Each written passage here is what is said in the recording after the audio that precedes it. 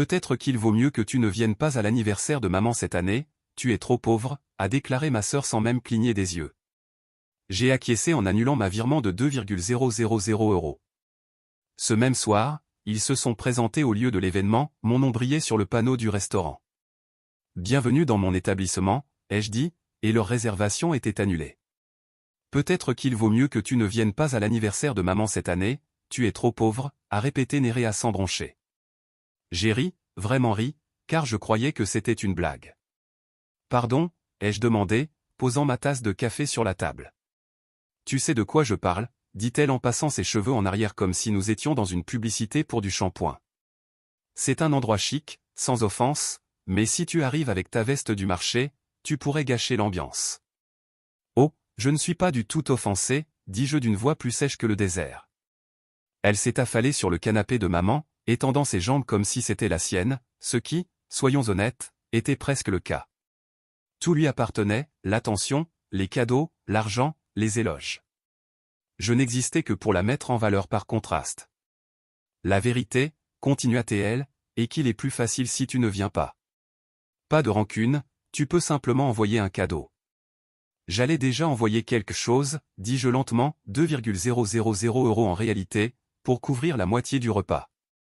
Son visage se contracta pendant un bref instant, ce petit geste de panique que les gens ont quand ils réalisent qu'ils ont peut-être fait une erreur. Je souriais, sortant mon téléphone pour annuler le virement. Elle n'avait même pas remarqué. Parfait, dis-je, aucun souci. Ce soir-là, j'ai mis ma meilleure chemise, non pas qu'il le note, et je me suis dirigé vers le restaurant 1 heure avant le dîner d'anniversaire chic, pas en tant qu'invité, pas cette fois. À 19h10 précise, Nerea est arrivée avec des talons de marque, maman avec des perles, papa avec ce costume qu'il ne porte que devant une caméra. Ils sont entrés comme s'ils faisaient partie de la royauté, puis ils m'ont vu. Nerea est restée figée. « Que fais-tu ici ?» Je souris, m'appuyant sur le podium de l'hôte et désignant le panneau d'entrée, lettres dorées sur le verre, Bistro Moderno Moral. Mon nom en lumière. Je travaille ici, dis-je simplement, enfin plutôt je dirige. Maman plissa les yeux. Attends, c'est à toi. Le rire de Nerea s'est bloqué dans sa gorge. Tu as acheté cet endroit? Non, je ne l'ai pas acheté, la responsable est apparue à mes côtés. Monsieur Moral, la salle privée est prête. Voulez-vous que je fasse asseoir vos invités? Je me suis tourné vers eux. Oh non, pas nécessaire. Leurs expressions se déformèrent. Quoi? Nerea cligna des yeux. Nous avons une réservation. J'ai hoché la tête. C'est annulé. Comment ça annulé? S'exclama maman. Je veux dire, attention, il n'y a plus de table. Le visage de Nerea devint rouge. Tu rigoles? Je suis tout à fait sérieux. Elle s'avança vers moi avec colère, ses talons résonnaient comme des coups de feu. Tu ne peux pas, juste.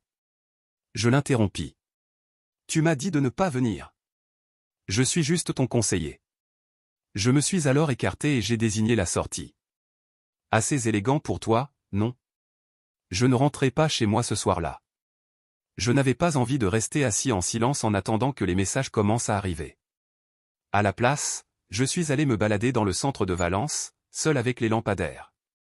J'ai fini dans un café ouvert 24h24, où je traînais à l'université, ce genre d'endroit où personne ne pose de questions quand tu commandes des crêpes à 2h du matin et que tu as l'air d'avoir brûlé ta vie. Le lendemain matin, mon téléphone s'est allumé comme la grand-via à Noël. Maman, 9h07, qu'est-ce que c'était? Papa, 9h10, tu as embarrassé ta sœur devant tout le monde, elle a pleuré toute la nuit.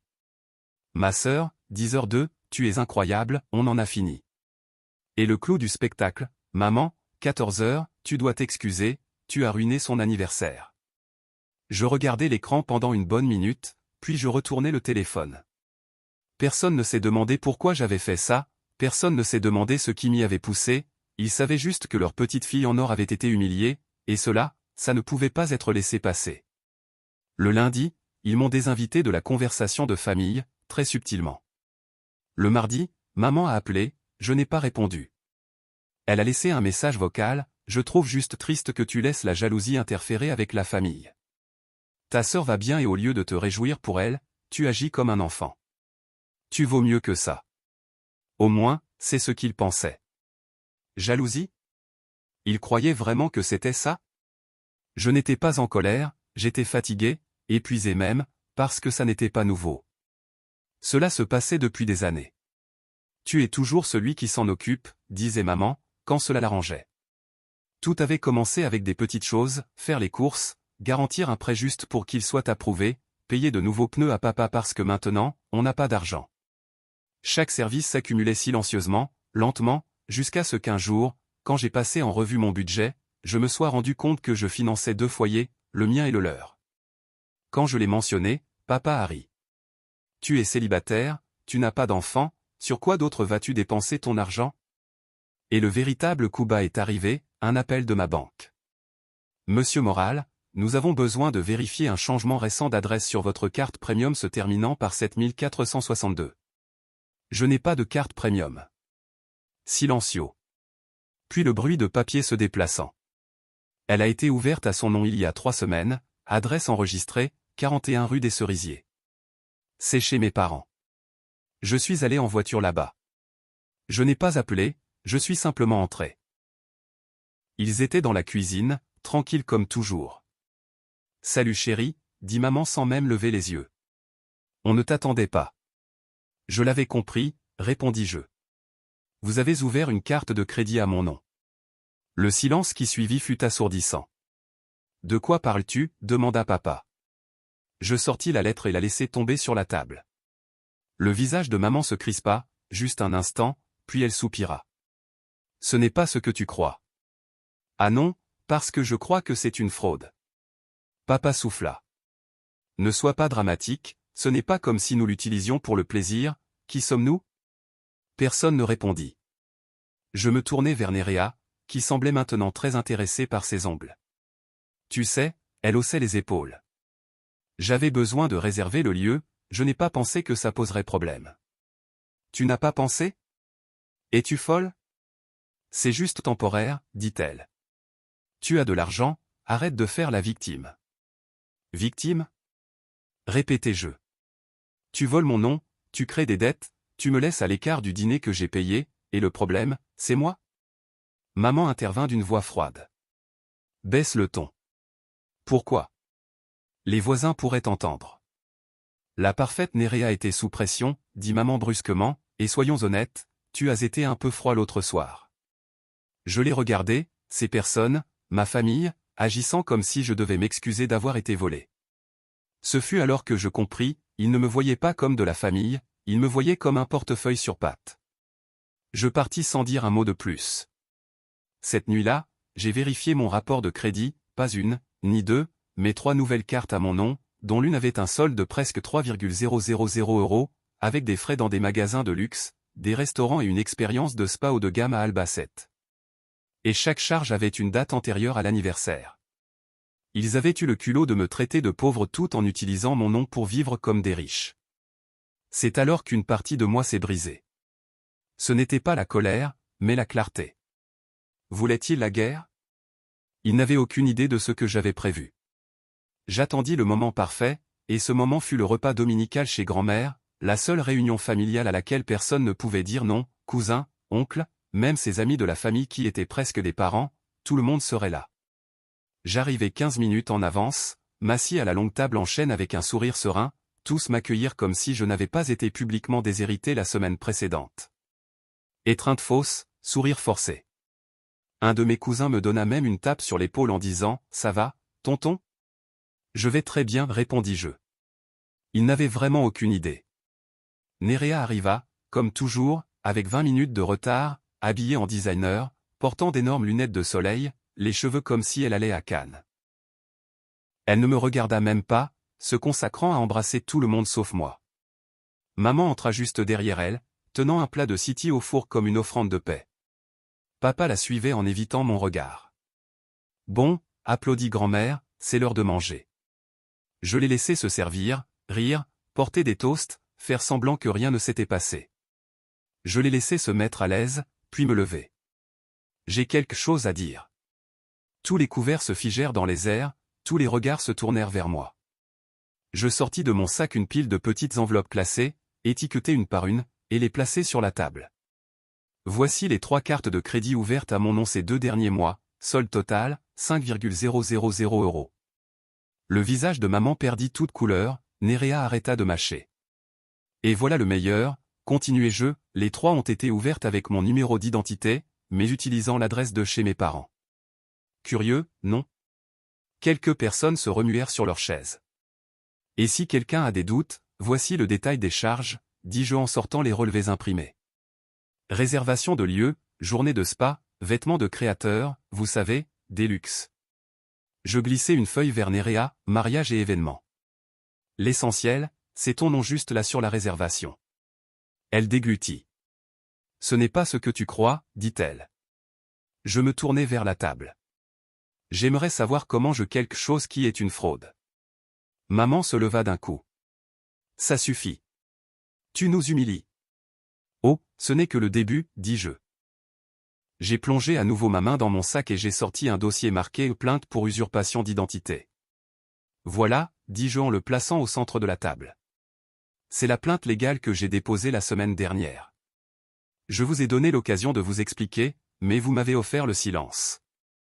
Papa prit enfin la parole, sa voix tendue. Tu vas porter plainte contre ta propre famille. Je le regardai calmement. Vous avez utilisé mon nom, pris mon crédit, m'exclus du dîner d'anniversaire de maman, et m'avez traité d'échec. À quel moment faisais-je encore partie de cette famille? Nerea se leva d'un bond. C'est injuste, tu es en train de faire un spectacle. J'inclinai la tête. Curieux, c'est exactement ce que tu as dit quand tu m'as demandé de ne pas venir. Sauf que maintenant, cet endroit m'appartient. Elle se lança sur la table, attrapa le dossier et tenta de le froisser, mais je le récupérai à temps. Essaie encore, et je ferai des copies pour tout le monde ici, dis-je en la regardant droit dans les yeux. Mieux encore, je le publierai. Elle était là, tremblante de rage, piégée. Je me tournai vers ma grand-mère. Tu as toujours été la seule à me considérer comme une personne, dis-je doucement, pendant que les autres me voyaient comme un guichet automatique. Grand-mère semblait au bord des larmes. Puis un tournant inattendu survint, venant du fond de la salle. Quelqu'un se racla la gorge. C'était Oscar, l'ex de ma sœur. En réalité, dit-il en s'avançant, j'aimerais ajouter quelque chose. La tête de Nerea pivota vers lui. Oscar, tu ne veux pas parler de fraude, demanda-t-il en élevant la voix. Demande-lui où est allée l'avance pour notre appartement. Silence. Elle m'a dit que son travail le couvrait, continua-t-il. Il s'avère qu'elle a utilisé sa carte, en désignant vers moi et la mienne. Et devinez quoi? Il sortit son téléphone et fit jouer un message vocal. Oscar, ne te fâche pas, mais j'ai peut-être déplacé quelques affaires, ce n'est rien de grave, j'avais juste besoin d'un peu d'aide pour le dîner de famille, il ne s'en apercevra jamais. Nerea devint aussi blanche que le mur. Oscar me regarda avec regret. Désolé de ne rien avoir dit plus tôt, je pensais qu'elle était juste stressée. Il se trouve que c'était une menteuse. Et sur ces mots, il partit, suivi par 2 de mes cousins, puis ma tante, même l'oncle Vicente, celui qui m'avait un jour traité de faible pour avoir acheté des cadeaux d'anniversaire au lieu de bouteilles. Nerea s'effondra dans une chaise, étourdie. Ma mère demeurait immobile, tandis que mon père murmura, ça a toujours été difficile. Mais cela ressemblait à un chuchotement sur un mur. Je pris mon sac. C'est fini, dis-je. Ne m'appelez plus, ne m'écrivez plus, ne me demandez rien d'autre. Et je sortis, sans que personne ne tente de m'arrêter. 3 jours de silence, sans excuses fausses, sans faux amours, sans fausse famille. C'était le téléphone le plus silencieux que j'ai jamais eu, je pensais que je me sentirais soulagé. Je me sentais soulagé, mais je ressentais aussi autre chose, de la colère. Pas la colère brûlante, mais la colère froide, celle qui s'infiltre dans les os et te fait voir les choses telles qu'elles sont réellement. Le 4e jour, le téléphone vibra. Maman, arrête, Alvaro, tu as déjà fait ton numéro, maintenant reviens parmi nous. Nous sommes une famille. 1 heure après, papa, c'est ta sœur que tu as humiliée, ça ne se pardonne pas. Eh bien, je pensais, je ne veux pas que cela soit pardonné. Et puis le coup final arriva. Nerea, j'espère que tu es fière de toi. Tu as brisé maman. Vas-tu regretter ça? Je ne répondis à aucun d'eux. Je n'étais pas le problème, j'étais l'avertisseur. Ce week-end-là, je conduisis hors de la ville, sans destination. Juste de l'air, de l'espace et du temps, sans culpabilité. J'éteignis mon téléphone, le mis dans la boîte à gants, et mis à fond la musique des vieux temps que j'aimais avant que ma vie ne devienne un projet de charité. Je dormis dans un motel qui sentait le bois ancien et la liberté. Le lendemain matin, je pris des crêpes et un café, en les savourant lentement, comme si je n'avais nulle part où aller, car je n'en avais pas. Pour une fois, personne n'avait besoin de moi, et c'était magnifique. Puis vint lundi et le retournement. Je reçus un appel d'un numéro que je ne reconnaissais pas. J'hésitais presque à décrocher, mais quelque chose me poussa à glisser mon doigt et à répondre. Bonjour. Pause. Puis, une voix d'homme prudente et fatiguée. Alvaro Moral? Oui, qui est à l'appareil? Je m'appelle Raoul Martin. Tu ne me connais pas, mais je pense qu'on a quelque chose en commun. Il avait l'air d'une personne ayant traversé l'enfer et juste réussi à survivre. Ta sœur a vécu à Saragossa un certain temps. Je me redressai. Oui, il y a environ 4 ans. Alors, j'ai besoin de te parler. Nous parlâmes pendant 2 heures. Raoul avait sorti avec ma sœur pendant quelques mois, juste avant qu'elle ne prenne un nouveau départ et revienne chez elle. Ils avaient rompu après qu'elle ait emprunté sa carte de crédit, accumulant plus de 1,000 € en salons de luxe et en appareils électroniques. Quand il l'a confrontée, elle a pleuré, l'a blâmé pour la faire se sentir insécure, puis elle avait disparu. Il n'a jamais porté plainte. Elle lui avait promis de rembourser l'argent, mais ne l'a jamais fait. À la place, elle avait changé de ville et de nom. Il s'avère qu'elle a commencé à se faire appeler Nerea Serrano, son deuxième prénom et le nom de ma mère. Une nouvelle identité, une page plus propre. Et je n'étais pas le premier à être entraîné dans un désastre financier sous ce nom. Raoul m'a retrouvé après qu'un ami lui ait envoyé une capture d'écran de mon histoire, qui avait circulé sur les réseaux sociaux. Quelqu'un avait posté cela anonymement. Le frère expose sa sœur pour avoir utilisé son nom afin de payer une fête familiale. La publication devint virale sur une plateforme de Reddit. Il l'a reconnue instantanément. Je pensais que l'idiot c'était moi, me dit-il.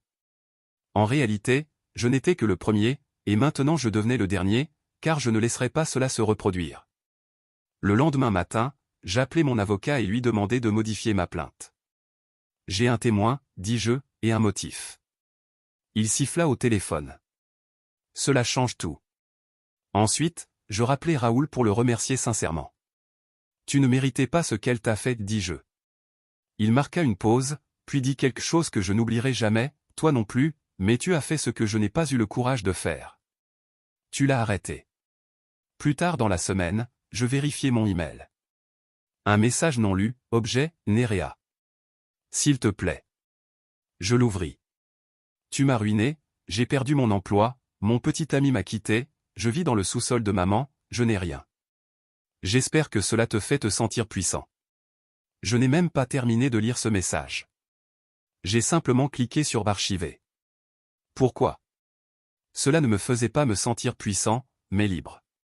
Pour la première fois depuis des années, je n'étais la sécurité de personne, ni le coussin financier, ni le soutien silencieux dans la vie de quelqu'un d'autre. J'étais une personne avec des limites, et un homme que l'on ne pourrait plus jamais exploiter. Cela fait 3 mois depuis que j'ai quitté le déjeuner chez grand-mère et brûlé les derniers ponts qui me retenaient. 3 mois depuis que la plainte est tombée, que les menaces ont cessé, et que les supplications ont commencé. Parce que c'est ce qui est venu ensuite, des supplications. D'abord le silence, puis la culpabilité, ensuite la préoccupation feinte, et maintenant la négociation. La semaine dernière, maman appela. Je ne répondis pas, alors elle laissa un message vocal. Tu nous manques. Je sais que les choses ont dérapé, mais cela a déjà trop duré. Tu as prouvé ton point, rentre à la maison. Retourne à la maison, comme si j'avais jamais vraiment appartenu à cet endroit. Mon nouvel appartement est petit, mais il est à moi. Tout ce qu'il y a à l'intérieur est aussi à moi. Les meubles, la vaisselle, l'air. Personne ne me rappelle depuis le salon pour me demander de mettre quelque chose sur la liste de courses après m'avoir insulté. Personne ne me dit ce que je leur dois simplement par ma présence. Je dors mieux, je mange plus lentement, je ris sans regarder qui se trouve devant moi. C'est comme si j'avais enfin commencé à vivre à 31 ans. Car tout ce qui précède, ce n'était pas la vie, c'était une performance, et moi, j'étais le personnage secondaire. Plus maintenant. Puis, samedi dernier, quelqu'un frappa à ma porte. J'hésitais presque à ouvrir, mais quelque chose me dit de le faire. Elle était là, dans son habituel manteau de marque, les cheveux parfaitement bouclés, comme un masque pour cacher la pourriture qu'elle portait à l'intérieur. Maman. Et derrière elle, les bras croisés, comme toujours, papa. Mon estomac ne se tordit pas, mes mains ne tremblèrent pas. Cela me surprit. Je l'ai regardée simplement et attendis. Maman sourit, ce même sourire faux et poli qu'elle utilisait à l'église devant les voisins ou quand elle était sur le point de te détruire émotionnellement. Nous voulons juste parler, dit-elle. Je ne répondis pas. Vous voulez que j'oublie? Elle cligna des yeux. Papa prit la parole. Nous t'avons élevé, tu nous dois au moins une conversation. Je riais, un rire sec et froid, sans demander pardon. Qu'est-ce que vous m'avez élevé? Vous avez élevé ma sœur pour croire que le monde lui devait tout, et moi pour nettoyer ses dégâts? Tu déformes les choses, dit rapidement maman. Nous avons commis des erreurs. Vous avez commis une fraude, lâchez-je. Ne le déguise pas avec des mots de thérapie. Silence. Je sortis dans le couloir et fermai la porte derrière moi. S'il voulait du drame, il ne l'aurait pas chez moi. Vous avez dit que j'ai humilié la famille, dis-je. Mais vous n'avez eu aucun problème à m'humilier pendant des années. Vous disiez aux gens que j'étais un raté, pendant que vous dépensiez mon argent dans mon dos, que vous vous moquiez de moi, que vous m'utilisiez. Le sourire de maman se fissura. J'ai pardonné à Néréa, dit-elle prudemment, comme si c'était une formule magique. Je ne répondis pas. C'est ta sœur, grogna papa. Non, je dis, c'est une escroc accro à Chanel, et si vous la couvrez encore, cela signifie que vous n'avez rien appris. Papa fit un pas en avant. Tu dois grandir et surmonter ça. Tu fais preuve d'égoïsme. J'ai presque ri encore une fois. Vous avez volé mon nom, mon crédit, mon argent, ma dignité. Et maintenant, vous me traitez d'égoïste? Il ouvrit la bouche, mais je le devançai. J'ai grandi, dis-je. C'est le problème. J'ai enfin mûri et je me suis rendu compte que je ne dois rien à cette famille, sauf un avertissement. Un avertissement, répétait maman. Oui, je m'inclinai vers eux, je ne suis plus le fils silencieux, coupable et trop généreux. Maintenant, je suis l'homme qui sait se défendre. Si vous revenez à moi, je détruirai toute l'illusion que vous avez construite, et cette fois, si besoin, je le rendrai public. Leurs visages s'assombrirent. J'acquiesçai une fois. Au revoir. Puis je retournai à l'intérieur et verrouillai la porte. Cette nuit-là, je sortis une vieille boîte de l'armoire. À l'intérieur, des photos, des lettres, des vœux d'anniversaire, des petits morceaux de culpabilité. Je les emmenai tous sur le balcon, les mis dans un bol en acier et allumai une allumette. C'était magnifique. Un à un, leurs visages se courbèrent sous les flammes et se transformèrent en cendres. Je ne pleurais pas, je ne criais pas. Je les vis juste brûler. Le lendemain matin, je reçus un email d'un ancien collègue. Une offre d'emploi. Pas une aumône, pas un service pour le petit doré de la famille. Juste quelqu'un qui avait vu mon travail et le respectait. Je dis oui. Ce soir-là, je dînais avec des gens qui ne connaissaient pas mon histoire, qui n'attendaient rien de moi d'autre que ma présence. Nous riâmes. Je niais de ma propre nourriture. Personne n'insinua que je devais payer la leur. Quand je rentrai chez moi, je m'assis par terre et exhalai la liberté. En fait, ce n'est pas bruyant, c'est silencieux, serein, complet. Puis, un dernier retournement, une lettre sans cachet, sans expéditeur, juste glissée sous ma porte. Je l'ouvris d'un doigt, déjà préparé au pire. À l'intérieur, il y avait un chèque, 5,000 €. Le montant exact de ce qui m'avait été volé. Il y avait un mot collant, une seule phrase écrite d'une main tremblante. Elle a finalement avoué, nous n'avions pas le choix. Papa. Sans excuse, sans chaleur, juste un contrôle des dommages. Je pris le chèque, le pliai une fois et le glissai dans la déchiqueteuse. Parce que je ne voulais pas de leur argent. Je n'en avais pas besoin. Ils ne pouvaient pas acheter leur ticket de retour, pas cette fois. Jamais plus.